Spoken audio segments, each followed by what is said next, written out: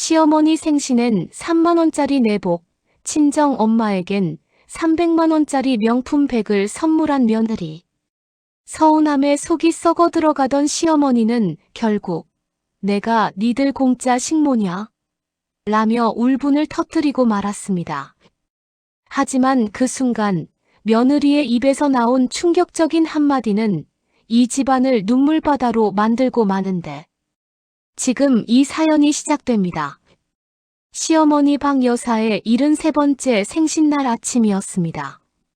며느리 연희는 이른 새벽부터 일어나 정성껏 미역국을 끓이고 조기를 굽고 삼색나물을 무쳐 푸짐한 생신상을 차려냈습니다. 박 여사는 며느리의 살가운 성품과 부지런함이 늘 고맙고 대견했죠. 어머님 생신 축하드려요. 오래오래 건강하세요. 연희는 환한 미소와 함께 예쁘게 포장된 선물 상자를 시어머니 앞에 내밀었습니다. 박 여사는 기대에 찬 마음으로 상자를 열었습니다. 그 안에는 고급스러운 붉은색 내복 한 벌이 곱게 담겨 있었습니다. 연희는 어머님, 날도 추워지는데 무릎 시리실까봐 따뜻한 걸로 준비했어요라며 덧붙였죠. 박 여사는 애써 환한 표정을 지으며 고맙다고 말했지만 마음 한구석이 서늘해지는 것은 어쩔 수 없었습니다. 또 내복. 작년엔 홍삼, 재작년엔 관절 영양제. 며느리의 선물은 언제나 건강이라는 실용적인 틀을 벗어나지 않았으니까요. 그날 밤 잠이 오지 않던 박 여사는 거실 소파에 앉아 무심코 며느리의 SNS를 구경하게 되었습니다. 며느리의 SNS는 행복한 일상의 기록들로 가득했습니다. 그러다 그녀의 손가락이 한 장의 사진 앞에서 우뚝 멈춰 섰습니다. 얼마 전 며느리의 친정 엄마 생신 때 찍은 사진이었습니다. 사진 속 며느리의 친정 엄마, 즉 박 여사의 사돈은 세상을 다 가진 듯 행복한 미소를 지으며 눈부시게 반짝이는 명품 핸드백을 품에 안고 있었습니다. 누가 봐도 수백만 원은 좋게 넘어 보이는 값비싼 브랜드의 가방이었죠. 그 사진 아래에는 세상에서 제일 사랑하는 우리 엄마, 꽃길만 걸으세요라는 며느리의 애정 어린 글귀가 적혀 있었습니다. 그것을 보는 순간 박 여사의 심장이 쿵 하고 내려앉는 것 같았습니다. 자신이 받은 3만원짜리 내복과 사돈이 받은 300만원짜리 명품 가방. 그 극명한 차이는 마치 저울의 양끝처럼 그녀의 마음을 심하게 흔들어 놓았습니다. 박 여사는 조용히 태블릿 화면을 껐습니다. 어두운 화면 위로 자신의 늙고 초라한 얼굴이 비쳤습니다. 나는 이 집에서 그저 밥해주고 애 봐주는 사람일 뿐이었나. 돈 안 드는 식모일 뿐이었나. 서운함과 비참함이 파도처럼 밀려왔습니다. 며느리의 살가운 미소 뒤에 이토록 철저한 계산과 차별이 숨어 있을 거라고는 상상조차 하지 못했죠. 그녀는 애써 고개를 저었습니다. 아니다. 내가 속이 좁아서 그래. 며느리가 얼마나 착한데. 그렇게 스스로를 다독였지만 한번 싹 튼 의심과 서운함의 씨앗은 그날 밤 그녀의 마음밭 깊숙이 뿌리를 내리고 말았습니다. 자신이 받은 내복의 보드라운 감촉이 이제는 가시처럼 아프게 느껴지기 시작했습니다. 그날 이후 박 여사는 며느리 연희를 예전처럼 대할 수가 없었습니다. 겉으로는 아무렇지 않은 척했지만 그녀의 마음속에는 이미 보이지 않는 벽이 세워지고 있었죠. 연희가 살갑게 다가와 어머님, 뭐 힘든 일은 없으세요? 라고 물을 때마다 박 여사는 내 아들이 벌어다 주는 돈으로 내 엄마 명품 백 사주느라 힘들지는 않니? 라는 말이 목구멍까지 차올랐지만 애써 삼켜야 했습니다. 속 좁고 돈 밝히는 시어머니가 되고 싶지는 않았기 때문입니다. 며칠 뒤 연희는 어머님 관절에 좋대요라며 귀한 약재를 정성껏 달인 탕약을 내어왔습니다. 예전 같았으면 우리 며느리밖에 없다며 기쁘게 받았을 테지만 지금 박 여사의 눈에는 그 탕약마저 곱게 보이지 않았습니다. 이 비싼 약재를 살 돈이면 내복보다는 더 좋은 걸 사줄 수 있었을 텐데. 그녀의 머릿속에서는 모든 것이 그 300만 원짜리 명품 가방과 비교되었습니다. 박 여사는 탕약을 마지못해 받아들며 무심하게 한마디 툭 던졌습니다. 됐다. 이런데 돈 쓰지 말고 너희나 잘 챙겨 먹어라. 그녀의 목소리에는 자신도 모르게 가시가 돋쳐 있었습니다. 연희는 시어머니의 차가운 반응에 잠시 당황했지만 그저 기분이 안 좋으신가 보다 하고 대수롭지 않게 넘겼습니다. 서운함은 사소한 일상 속에서 눈덩이처럼 불어났습니다. 주말 저녁 온 가족이 모여 텔레비전을 보던 시간이었습니다. 아들 진섭이 아무 생각 없이 아내를 칭찬했습니다. 여보, 당신은 정말 우리 엄마한테 잘하는 것 같아. 요즘 세상에 당신 같은 며느리가 어디 있겠어. 그 말에 박 여사는 입꼬리를 비틀며 비꼬는 듯한 미소를 지었습니다. 그럼 우리 며느리가 얼마나 실속 있고 실용적인데. 거칠애 같은 건 딱 질색이잖니. 실용적이라는 단어에 힘을 주어 말하는 시어머니의 말투에서 연희는 처음으로 어떤 싸늘한 기운을 느꼈습니다.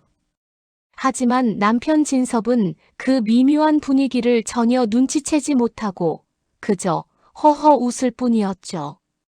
그날 밤 박 여사는 자신의 방 서랍을 열어 며느리가 사준 붉은색 내복을 꺼내 보았습니다. 부드럽고 따뜻한 감촉의 내복이었습니다.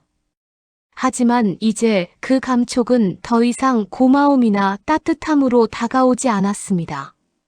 마치 어머니는 이 정도면 충분해요라고 말하는 며느리의 속마음을 대변하는 듯 초라하고 값싼 물건으로만 느껴졌습니다. 박 여사는 내복을 거칠게 서랍 안으로 다시 쑤셔 넣었습니다. 그녀의 마음속에서 존경과 애정으로 가득했던 며느리의 자리가 야속함과 배신감으로 조금씩 물들어가고 있었습니다. 작은 오해의 씨앗이 이제는 독버섯처럼 무섭게 자라나고 있었던 것이죠. 시간이 흘러 아들 내외의 결혼 15주년 기념일이 다가왔습니다. 그날 아침부터 며느리 연희의 행동은 어딘가 평소와 달랐습니다. 그녀는 안절부절 못하며 계속해서 휴대전화를 들여다보았고 누군가와 짧은 통화를 하며 네, 지금 바로 출발하셨어요? 조심히 오시라고 전해주세요. 같은 말을 반복했죠. 남편 진섭은 아내가 기념일 때문에 들떠서 그러는 것이라 생각하며 오늘 저녁에 근사한 레스토랑이나 갈까? 라며 들뜬 목소리로 말을 건넸습니다. 하지만 연희는 건성으로 대답할 뿐 온 신경은 다른 곳에 가 있는 듯 보였습니다. 그 모든 모습을 박 여사는 거실 소파에 앉아 말없이 지켜보고 있었습니다. 그녀는 직감했습니다. 며느리의 저 불안한 행동이 자신과는 상관없는 오직 그녀의 친정과 관련된 일이라는 것을요. 오후가 되자 초인종이 울리고 택배기사가 커다란 상자를 배달하고 갔습니다. 누가 봐도 고급 백화점에서 포장한 듯 우아하고 세련된 포장 상자였습니다. 여보, 이게 뭐야? 당신이 주문한 거야? 우리 기념일 선물인가? 남편이 기대에 찬 목소리로 묻자 연희는 당황한 기색을 감추지 못하고 황급히 상자를 자신의 방으로 들고 들어갔습니다. 아니에요, 별거 아니에요. 그냥 제가 쓸 물건이에요. 그녀의 어색한 변명과 숨기려는 듯한 태도는 박 여사의 의심에 불을 지피기에 충분했습니다. 저 안에 든 것이 대체 무엇이길래 저렇게 숨기는 걸까? 박 여사는 며느리가 잠시 화장실에 간 틈을 타 살며시 며느리의 방문을 열고 안을 엿보았습니다. 연희는 방 안에서 누군가와 다급하게 통화를 하고 있었습니다. 엄마, 괜찮아? 약은 잘 챙겨 드셨고, 내가 보낸 선물은 잘 받았어? 응. 그래, 마음에 들어. 다행이다. 밖에 나갈 때 꼭 그거 들고 나가야 해, 알았지? 꼭이야. 며느리의 목소리에는 기쁨이나 축하의 기색 대신 걱정과 불안함이 가득 배어 있었습니다. 박 여사는 그 통화 내용으로 모든 것을 짐작할 수 있었습니다.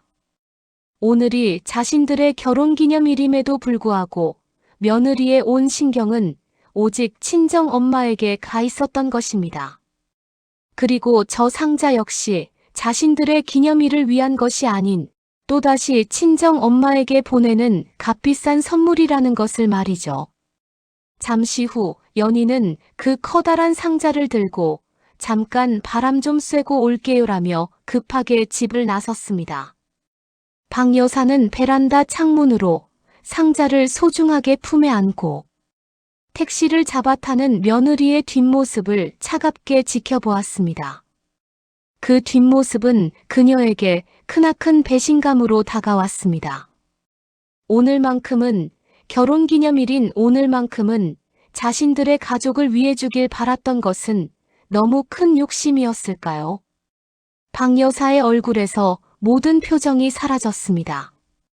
그녀의 마음속에서 그동안 애써 억눌러왔던 서운함과 분노가 마침내 터져나오기 직전의 활화산처럼 부글부글 끓어오르고 있었습니다. 저녁이 되어 집으로 돌아온 연희는 애써 밝은 표정을 지으며 남편과 시어머니를 위해 준비한 저녁 식사를 차렸습니다. 그녀는 남편에게 오늘 우리 결혼기념일인데 그래도 집에서 다 같이 보내는 게 좋을 것 같아서요라며 웃어 보였죠. 하지만 식탁의 분위기는 싸늘하기만 했습니다. 박 여사는 굳은 표정으로 입을 꾹 다문 채 음식에는 손도 대지 않았습니다. 눈치 없는 아들 진선만이 어색한 분위기를 깨보려 애썼지만 소용없었습니다. 결국 참다 못한 박 여사가 먼저 침묵을 깼습니다. 그녀의 목소리는 얼음장처럼 차가웠고 그 안에는 날카로운 분노가 서려 있었습니다. 오늘 내 친정 어미한테 보낸 선물 말이다. 그건 또 얼마나 비싼 것이더냐. 그 한마디에 식탁의 모든 공기가 그대로 얼어붙었습니다. 연희는 당황해서 얼굴이 하얘졌고 진섭은 영문을 몰라 두 사람을 번갈아 쳐다볼 뿐이었습니다. 어머님, 그게 무슨... 연희가 우물쭈물하며 변명하려 하자 박 여사는 그녀의 말을 잘랐습니다. 됐다. 내가 모를 줄 알았더냐. 내 생일 때 내가 받은 내복은 3만 원이었지. 내 어미한테 보낸 그 가방은 얼마짜리더냐. 300만 원? 아니면 그보다 더 비싼 것이냐. 그녀의 목소리는 점점 더 커졌고 그 안에는 수개월간 쌓아왔던 서운함과 배신감이 고스란히 담겨 있었습니다. 그제야 상황을 파악한 진섭이 어머니를 말렸습니다. 어머니, 갑자기 왜 그러세요? 연희가 어머니한테 얼마나 잘하는데요. 하지만 아들의 그 말이 오히려 박 여사의 분노에 기름을 부었습니다. 잘해? 이게 잘하는 것이냐? 내 아들이 벌어다 준 돈으로 제 어미 배만 채우는 게 잘하는 것이냐고. 나는 이 집에서 그저 밥이나 해다 바치고 내 놈들 애나 봐주는 공짜 식모일 뿐이었더냐. 결국 박 여사의 눈에서 뜨거운 눈물이 폭포수처럼 쏟아져 내렸습니다. 그것은 지난 세월 동안 며느리에게 느꼈던 서운함과 자신을 조금도 알아주지 않는 아들에 대한 원망, 그리고 고작 돈 때문에 속 좁게 구는 시어머니가 되어버린 자기 자신에 대한 비참함이 뒤섞인 처절한 절규였습니다. 내가 내가 너희한테 그런 존재밖에 안 되었느냔 말이다. 박 여사의 울부짖음에 연희는 아무런 대꾸도 하지 못했습니다. 그녀는 그저 고개를 숙인 채 식탁 아래로 눈물을 뚝뚝 떨어뜨릴 뿐이었죠. 그녀의 어깨는 가늘게 떨리고 있었습니다. 어머니, 오해세요. 그게 아니에요. 연희는 무너져 내리는 목소리로 중얼거렸지만 그 말은 시어머니의 절규에 묻혀버리고 말았습니다. 화목해야 할 결혼기념일의 저녁 식탁은 그렇게 한순간에 눈물과 원망으로 얼룩진 아수라장이 되어버렸습니다. 시어머니의 절규가 잦아들자 거실에는 무거운 침묵만이 남았습니다. 박 여사는 분을 사귀지 못한 채 가쁜 숨을 몰아쉬었고 아들 진섭은 어쩔 줄 몰라 하며 두 사람의 눈치만 살피고 있었죠. 모두의 시선은 식탁에 고개를 숙인 채 어깨를 들썩이며 울고 있는 며느리 연희에게로 향했습니다. 잠시 후 연희는 천천히 고개를 들었습니다. 그녀의 얼굴은 눈물로 범벅이 되어 있었지만 그 눈빛에는 더 이상 변명이나 회피의 기색이 없었습니다. 그녀는 무언가 중대한 결심을 한 듯 떨리는 목소리로 입을 열었습니다. 어머니, 제가 지금까지 말씀 못 드린 게 있어요. 그녀의 목소리는 너무나도 처연하고 슬프게 들렸습니다. 사실 저희 엄마가 많이 아프세요. 박 여사와 진섭은 의아한 표정으로 그녀를 바라보았습니다. 몇 달 전에 병원에서 초기 치매 진단을 받으셨어요, 어머님. 치매. 그 충격적인 한마디에 방 안의 모든 공기가 다시 한번 얼어붙었습니다. 박 여사는 순간 자신의 귀를 의심했습니다. 늘 활기차고 정정해 보였던 사돈이 치매라니 믿을 수가 없었죠. 연희는 눈물을 삼키며 그동안 혼자서 감당해야 했던 아픔을 털어놓기 시작했습니다. 처음에는 그냥 건망증인 줄 알았어요. 그런데 점점 심해지시더니 어느 날은 시장에 가셨다가 집을 못 찾고 몇 시간을 헤매셨어요. 경찰서에서 연락을 받고 달려갔는데 엄마가 낯선 곳에서 겁에 질려 웅크리고 앉아 계시더라고요. 당신 이름도 제 연락처도 기억 못하신 채로요. 그녀의 목소리는 당시의 공포와 절망감을 떠올리는 듯 심하게 떨리고 있었습니다. 의사 선생님이 그러시더군요. 자꾸 밖을 헤매시는 분들은 주변 사람들이 쉽게 알아보고 도와줄 수 있도록 눈에 잘 띄는 물건을 지니게 하는 게 좋다고요. 값비싸 보이는 물건을 갖고 있으면 혹시라도 무슨 일이 생겼을 때 사람들이 그냥 지나치지 않을 거라고. 그녀는 흐느끼며 시어머니를 똑바로 바라보았습니다. 어머님, 제가 저희 엄마한테 그 비싼 가방을 사드린 건 사치 부리려고 한 게 아니었어요. 그건 제 어미를 지키고 싶었던 딸년의 마지막 발악이었어요. 혹시라도 엄마가 또 길을 잃었을 때 그 가방이라도 보고 누군가 한 번이라도 더 관심을 가져주길 바라는 마음. 그 가방이라도 보고 쉽게 지나치지 말아달라는 제 절박한 기도였어요, 어머님. 충격적인 진실 앞에 박 여사는 할 말을 잃었습니다. 며느리가 차별이라고 생각했던 모든 행동들이 사실은 아픈 어미를 지키기 위한 딸의 처절한 몸부림이었다는 것을 깨달았기 때문입니다. 자신이 품었던 그 모든 서운함과 질투가 얼마나 어리석고 잔인한 오해였는지를 깨닫는 순간이었습니다. 박 여사와 아들 진섭은 너무나 큰 충격에 한동안 아무 말도 하지 못했습니다. 며느리가 그런 엄청난 고통을 홀로 짊어지고 있었다는 사실을 꿈에도 상상하지 못했기 때문이죠. 특히 진섭은 아내의 아픔을 조금도 눈치채지 못했던 자신의 무심함에 깊은 죄책감을 느꼈습니다. 연희는 눈물을 닦으며 떨리는 손으로 자신의 휴대전화를 꺼내 들었습니다. 그리고는 얼마 전 친정 엄마에게 보내기 전에 찍어두었던 명품 가방의 사진들을 보여주었습니다. 어머님, 그냥 가방만 보낸 게 아니에요. 제가 이걸 준비했어요. 그녀는 사진첩에서 가방의 안쪽을 찍은 사진 한 장을 확대해서 보여주었습니다. 가방의 안감에는 브랜드 로고가 아닌 낯선 가죽 명찰 하나가 튼튼하게 바느질되어 있었습니다. 그것은 연희가 특별히 주문 제작한 것이었습니다. 박 여사는 침침한 눈을 가늘게 뜨고 화면 속 명찰에 적힌 글씨를 천천히 읽어내려갔습니다. 그곳에는 시어머니의 가슴을 후벼 파는 듯한 애달픈 문구가 새겨져 있었습니다. 저는 길을 잃었습니다. 제 이름은 오오입니다. 치매를 앓고 있습니다. 보시면 꼭 아래 번호로 연락 부탁드립니다. 딸 최연애 010땡땡땡땡땡땡땡땡.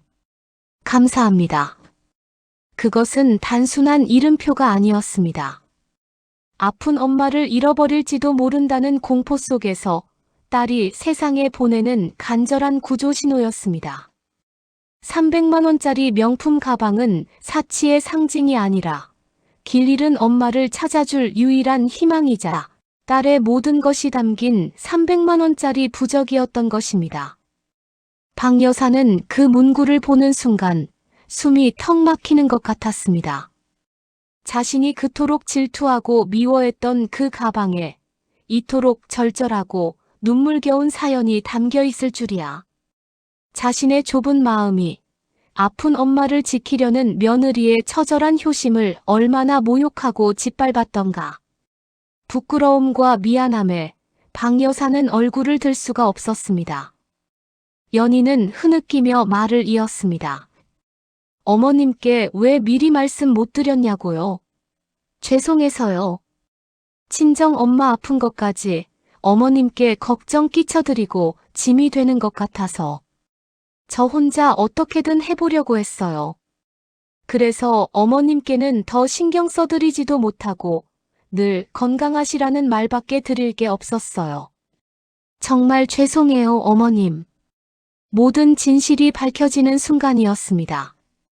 자신을 차별한다고 생각했던 며느리의 모든 행동이 사실은 자신을 배려하고 시댁에 폐를 끼치지 않으려는 너무나도 깊은 속내였다는 것을 박 여사는 자신의 어리석은 오해가 속 깊은 며느리의 마음에 얼마나 큰 상처를 남겼을지를 깨닫고 참회의 눈물을 흘리기 시작했습니다. 모든 진실 앞에서 박 여사는 더 이상 앉아 있을 수가 없었습니다. 그녀는 자신의 좁고 이기적인 마음이 홀로 그 모든 고통을 감내해 온 며느리를 얼마나 외롭게 만들었을지 생각하자 가슴이 미어졌습니다. 그동안 며느리가 자신에게 보였던 살가운 미소 뒤에 얼마나 많은 눈물과 아픔이 숨겨져 있었을까요? 박 여사는 자리에서 일어나 여전히 고개를 숙인 채 울고 있는 며느리 연희에게로 다가갔습니다.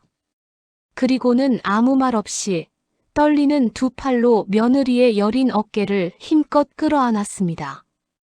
그것은 시어머니가 며느리에게 해준 생애 첫 포옹이었습니다. 미안하다. 아가, 내가 이 못난 늙은이가 정말 미안하다. 박 여사는 며느리의 등을 토닥이며 진심 어린 사과를 건넸습니다. 그녀의 목소리는 후회와 미안함으로 심하게 잠겨 있었습니다. 내 속이 그렇게 밴댕이 소갈딱지인 줄도 모르고 내 깊은 속도 모르고 나 혼자 서운해하고 너를 미워했다. 이 시어미를 용서해다오. 응. 시어머니의 따뜻한 품에 안긴 순간 연희는 그동안 억지로 버티고 있던 마지막 긴장의 끈을 놓아버렸습니다. 그리고는 어린아이처럼 시어머니의 품에 얼굴을 묻고 서럽게 울기 시작했습니다. 아픈 엄마를 향한 걱정과 시어머니를 오해하게 만들었다는 죄책감, 그리고 아무도 자신의 마음을 알아주지 않는다는 외로움. 그 모든 감정들이 뜨거운 눈물이 되어 쏟아져 나왔습니다. 시어머니의 품은 세상 그 무엇보다 따뜻하고 든든한 위로였습니다. 그 모습을 지켜보던 아들 진섭 역시 자신의 무심함에 고개를 들지 못했습니다. 그는 아내의 가장 힘든 시간을 전혀 알아채지 못했고 어머니의 서운한 마음 또한 헤아리지 못했습니다. 그는 그저 두 여자가 서로를 부둥켜 안고 우는 모습을 바라보며 자신의 어리석음을 뼈저리게 반성할 뿐이었습니다. 박 여사는 한참 동안 며느리를 안고 함께 울어주었습니다. 이제 혼자 끙끙 앓지 마라 아가. 내 어미는 이제 내 어미이기도 하다. 우리가 다 같이 내 엄마 지켜드려야지. 알았지? 그 말에 연희는 고개를 끄덕이며 더욱 서럽게 울었습니다. 그것은 단순히 오해를 푸는 순간이 아니었습니다.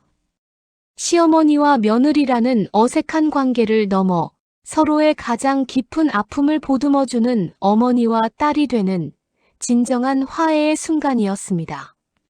눈물로 얼룩진 결혼기념일의 식탁은 역설적으로 이 가족이 진짜 하나가 되는 가장 거룩한 자리가 되었습니다.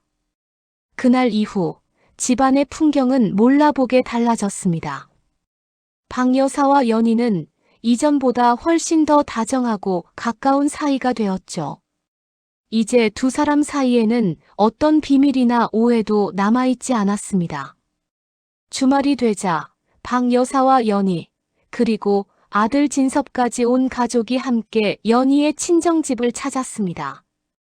연희의 친정 엄마는 여전히 딸이 사준 명품 가방을 소중하게 들고 있었지만 눈빛은 예전보다 더 흐릿해져 있었습니다. 하지만 그녀는 사돈인 박 여사를 보자 희미하게 미소를 지으며 반가워했습니다. 박 여사는 미리 준비해온 선물 하나를 연희의 친정 엄마에게 건넸습니다. 그것은 값비싼 물건은 아니었지만 박 여사가 며칠 밤을 새워 직접 든 아주 화사하고 눈에 잘 띄는 색깔의 털목도리였습니다. 사부인, 날도 추워지는데 목 따숩게 하고 다니시라고요. 제가 솜씨는 없지만 색깔이 고와서 멀리서도 금방 눈에 띌 겁니다. 그녀의 말에는 며느리의 마음에 대한 깊은 이해와 사돈의 아픔을 함께 나누겠다는 따뜻한 배려가 담겨 있었습니다. 연희는 시어머니의 그 깊은 속내에 또 한 번 감동의 눈물을 글썽였습니다. 집으로 돌아온 연희는 자신의 침대 위에 놓인 작은 선물 상자 하나를 발견했습니다. 조심스럽게 상자를 열자 그 안에는 화려하지는 않지만 단아하고 기품 있는 작은 핸드백이 들어 있었습니다. 시어머니가 남긴 쪽지가 함께 놓여 있었죠. 내 딸 연희에게. 그동안 무거운 짐을 지고 다니느라 고생 많았다. 이 가방에는 아무 걱정 말고 내게 가장 소중한 것들만 담고 다니렴. 예를 들면 내 립스틱이나 예쁜 손거울 같은 것들 말이다. 연희는 시어머니의 쪽지를 가슴에 끌어안고 조용히 미소를 지었습니다. 300만 원짜리 명품 가방은 아니었지만 이 세상 그 어떤 가방보다 더 값지고 소중한 선물이었습니다. 그것은 자신을 짓누르던 모든 책임감과 부담감을 덜어주고 이제는 오롯이 자기 자신을 위해 살아가도 좋다는 시어머니의 따뜻한 허락이자 응원이었기 때문입니다. 연희는 새로운 가방을 어깨에 메고 거울 앞에 섰습니다. 그리고는 가방 안에 시어머니의 쪽지와 자신의 립스틱을 나란히 넣었습니다. 창밖으로 들어오는 저녁 햇살이 그녀와 그녀의 새로운 가방을 따뜻하게 비추고 있었습니다. 이제 그녀의 어깨는 그 어느 때보다 가볍고 자유로워 보였습니다. 효도라는 이름의 무거운 짐을 내려놓고 비로소 사랑이라는 이름의 진짜 선물을 받은 순간이었습니다. 300만 원짜리 명품 가방에 숨겨져 있던 눈물의 진실. 그리고 며느리의 깊은 효심을 오해했던 시어머니의 가슴 아픈 후회. 과연 이 가족은 서로의 상처를 보듬고 다시 하나가 될 수 있을까요? 진정한 효도의 의미를 되새기게 하는 이들의 이야기가 궁금하시다면 구독과 좋아요로 함께 해주세요.